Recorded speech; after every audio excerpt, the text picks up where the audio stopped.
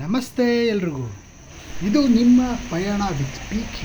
So ಇವತ್ತು ಏನು ವಿಶೇಷ ಅಂದರೆ ಗಣಪತಿ ಚತುರ್ಥಿ ಇರೋದರಿಂದ ಅಕ್ಕಪಕ್ಕ ಏರಿಯಾದಲ್ಲಿ ಕೂರಿಸಿರೋ 21 ಗಣಪತಿನ ದರ್ಶನ ಮಾಡಿಸ್ತೀನಿ, ಹಾಗೂ ನಾನು ಸಹ ದರ್ಶನ ಮಾಡ್ತೀನಿ. ಬನ್ನಿ ಹೋಗೋಣ.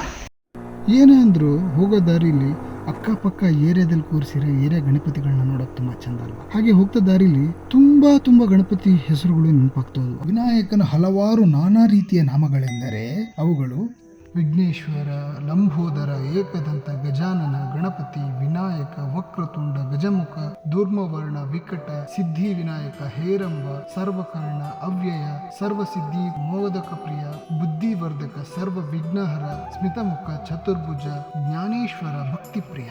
ಹೀಗೆ ಹಲವಾರು ನಾಮಗಳನ್ನ ವಿನಾಯಕ ಹೊಂದಿದ್ದಾನೆ.